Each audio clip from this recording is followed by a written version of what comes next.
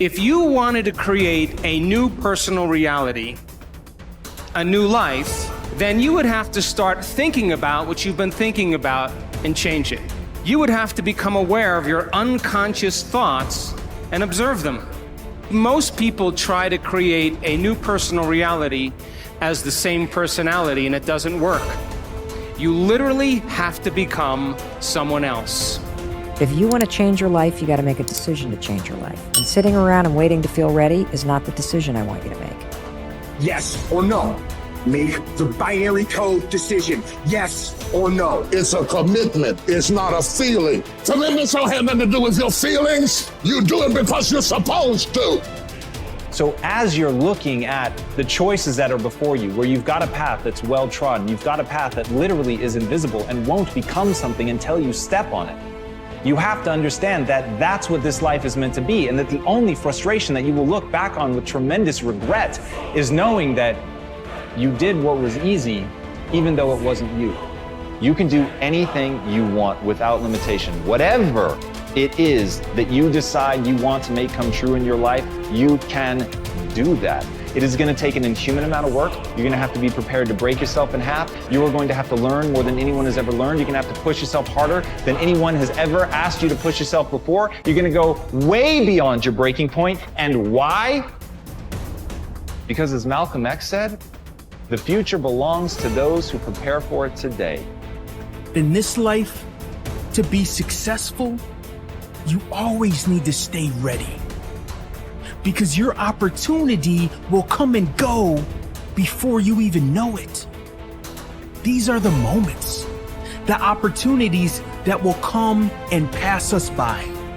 And it's about taking the time to prepare so we can capture the moment, so that we can win that very moment. Successful people know that if you stay ready, you don't need to get ready. You do not prepare to be against the world. You prepare to act reasonably within a chaotic world where not everybody is as well prepared as you are.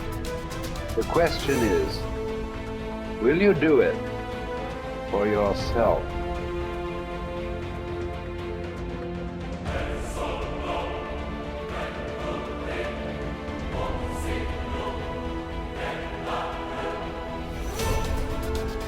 Manifesting is intentionally training your brain and your nervous system to believe in something that hasn't happened yet.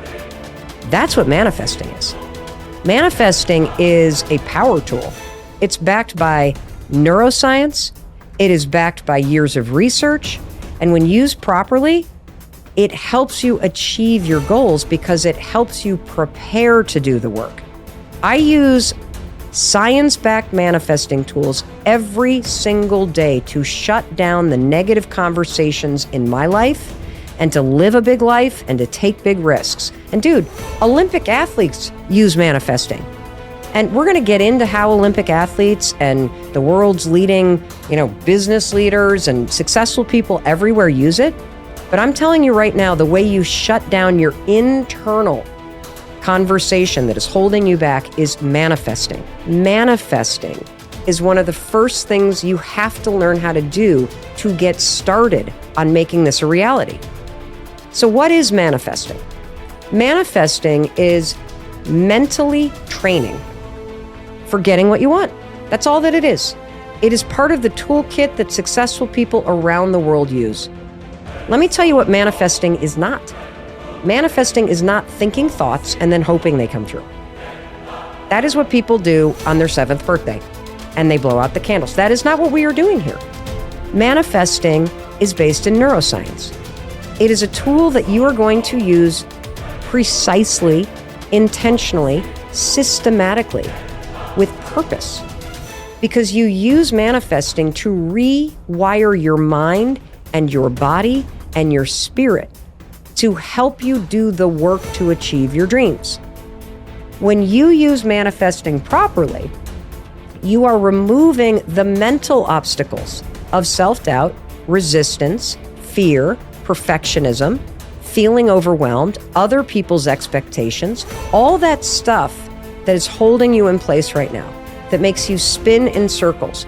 Manifesting clears that shit out, and it programs, using science, a completely different way of thinking and feeling about the things that you want to create in your life. And when you manifest properly, it's almost like the pre-game training that you do before the big game.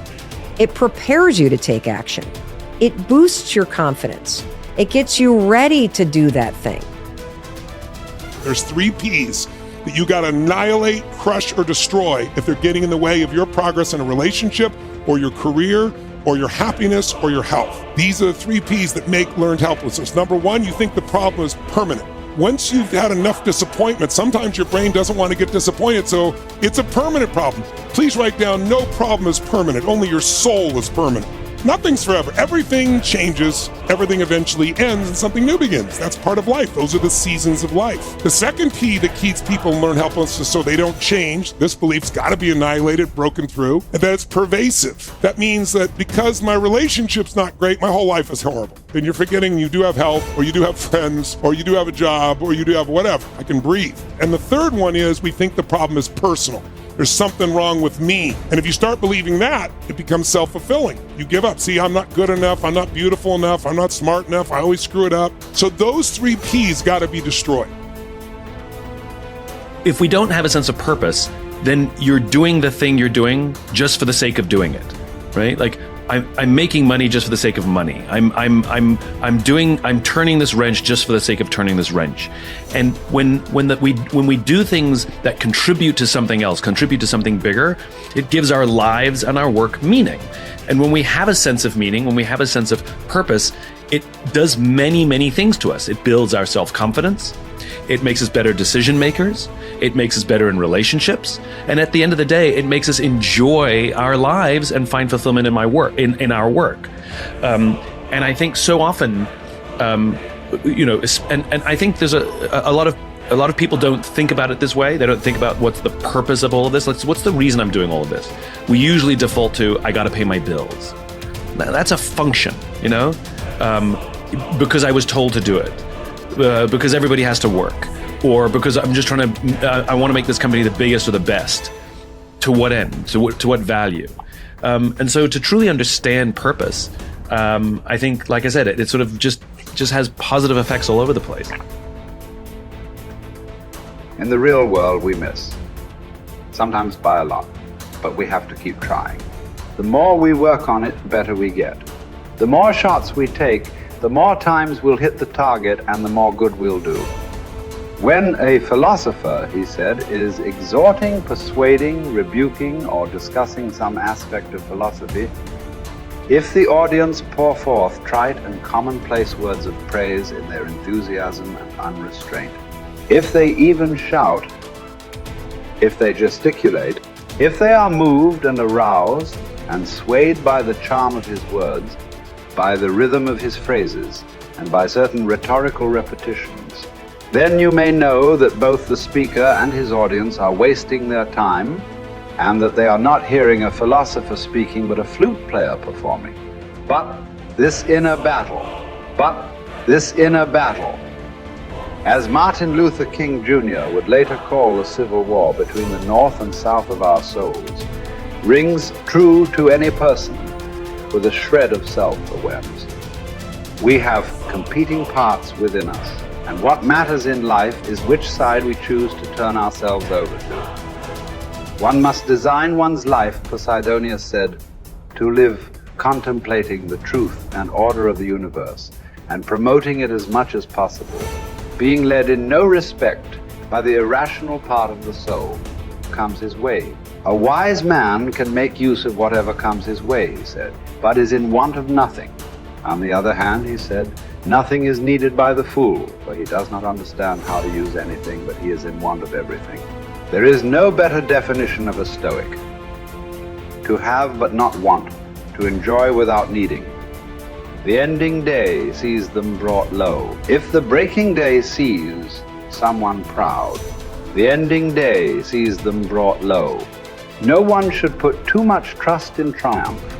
No one should give up hope of trials improving.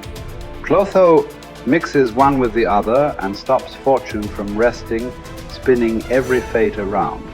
No one has had so much divine favor that they could guarantee themselves tomorrow. God keeps our lives hurtling on, spinning in a whirlwind,